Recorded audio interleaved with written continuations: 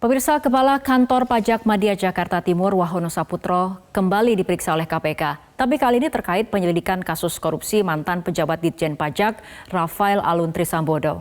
KPK memang memburu waktu karena pemblokiran rekening Rafael Alun ada batas waktunya. Apakah pemeriksaan Wahono jadi pintu masuk untuk mentersangkakan Rafael? Inilah Top Review.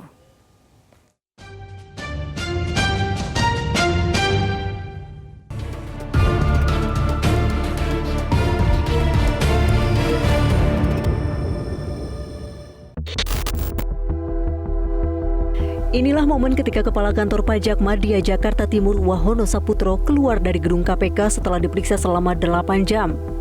Seperti 2 hari lalu, Wahono kembali bungkam setelah menjalani pemeriksaan Kamis pukul 17.40 waktu Indonesia Barat. Dia hanya bergegas pergi meninggalkan gedung KPK. Ditanya soal apa aja tadi, Pak? Bapak pejabat publik loh, Pak. Pak Wahono. Ngomong aja, Pak, jangan ditahan, Pak. Pak Wahono. Pak, dari kasihan Pak Sapam, ngomong aja, Pak. Pemeriksaan Wahono hari ini merupakan kali kedua setelah Selasa lalu juga diperiksa oleh KPK. Bedanya, Selasa lalu Wahono diperiksa terkait klarifikasi soal laporan harta kekayaan penyelenggara negara atau LHKPN, sedangkan hari ini pemeriksaan dilakukan untuk dimintai keterangan terkait penyelidikan kasus korupsi mantan pejabat Ditjen Pajak Rafael Alun Trisambodo. Saja ini kan bahwa RAT ini sudah di tahap penyelidikan. Betul. Nah, jadi proses penyelidikan itu kan merupakan rangkaian kegiatan penyelidik untuk menemukan peristiwa pidana, Mas. Jadi saat ini kami meminta keterangan ke sejumlah pihak. Saya kira hari ini juga teman-teman sudah tahu. Kemudian nanti kami lakukan analisis apakah ada dugaan tindak pidananya. Nah, memang lebih jauh kami kemudian kan mendalami terkait dengan dugaan tindak pidana pencucian uangnya, TPPU. Nah, TPPU itu kan harus ada predikat krimnya, ada pidana asalnya. Inilah yang menjadi fokus kami untuk mendalami peristiwa pidana korupsi, suap atau gratifikasi. Jadi saat ini masih berjalan. Kami butuh waktu untuk meminta keterangan sejumlah pihak untuk kemudian dapat menyimpulkan ada dugaan peristiwa pidananya yang itu menjadi kewenangan KPK, termasuk kemudian mencari siapa yang bisa dipertanggungjawabkan secara hukum, gitu ya. Itu masih kami butuh proses di sana. Saya kira itu, gitu ya. Wahono merupakan kolega Rafael Alun Trisambodo, mantan pejabat di Kantor Pajak Jakarta Selatan yang kini dipecat dari statusnya sebagai aparatur sipil negara di Kementerian Keuangan. KPK meminta keterangan mengenai dugaan kepemilikan saham atas 2 perusahaan properti di Minahasa Utara yang diatasnamakan istri Wahono. Saham di perusahaan properti ini diduga masih ada kaitannya dengan istri Rafael Alun Trisambodo, yaitu Ernie Meike Torondek. Perusahaan properti yang dicurigai terkait dengan istri Rafael dan Wahono di Minahasa Utara telah dikembangkan sejak tahun 2010. Ada lebih dari 200 unit rumah dengan berbagai tipe, mulai dari harga 300 juta rupiah hingga 1,5 miliar rupiah. Pihak developer atau pengembang mengatakan kepemilikan perumahan ini atas nama istri Rafael Alun Trisambodo. Namun diduga pula ada nama lain seperti nama istri Wahono Saputro. nama siapa kepemilikan saham? Pokoknya bukan dia lah Pak, bukan nama Pak Rafael. Kalau bukan dia atas nama siapa Pak? Istrinya. Bisa disebutkan istrinya siapa? Erni ya, Ibu Erni. Iya. Karena ini kan Pak, itu kan masalah yang di Jakarta itu kan masalah pribadi, masalah keluarga kali. Jadi kalau ini nggak pengaruh. Kenapa untuk kawasan perumahan ini dibangun sejak kapan ini? Kapan Pak? Sekarang Pak? Green Hill ini. Green Hill. 2010 kali.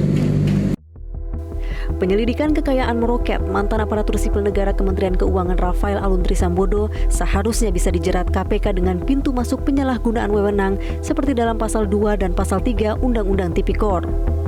Pasal 2 Undang-Undang Tipikor mengatur setiap orang yang secara melawan hukum melakukan perbuatan memperkaya diri sendiri, orang lain, atau korporasi yang bisa merugikan keuangan negara. Ancaman hukuman maksimalnya seumur hidup atau paling lama 20 tahun penjara. Sedangkan pasal 3 menekankan aspek penyalahgunaan wewenang, kesempatan atau sarana yang ada padanya karena jabatan atau kedudukan yang dapat merugikan keuangan negara atau perekonomian negara.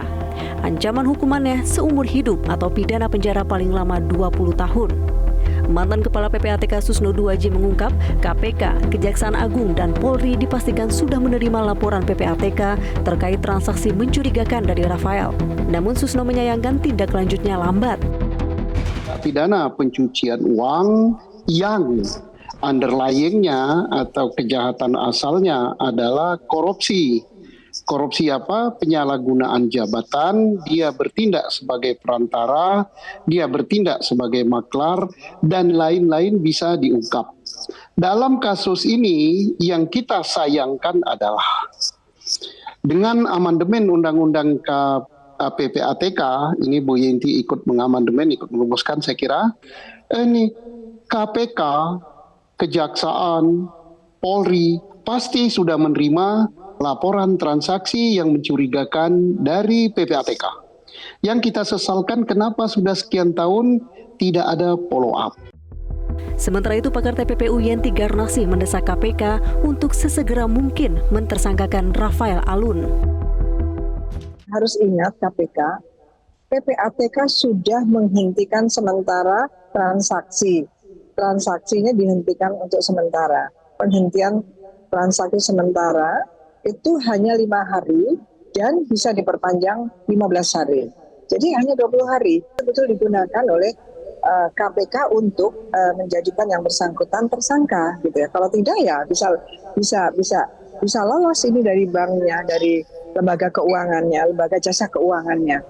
Jadi harusnya sinergi lah apa yang bisa dilakukan PPATK dalam rangka membantu TPPU-nya.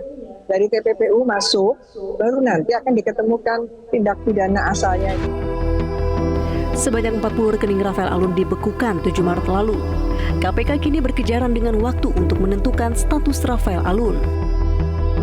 Jelas publik menunggu status baru Rafael sebagai terapi kejut terhadap pejabat berharta jumbo lainnya.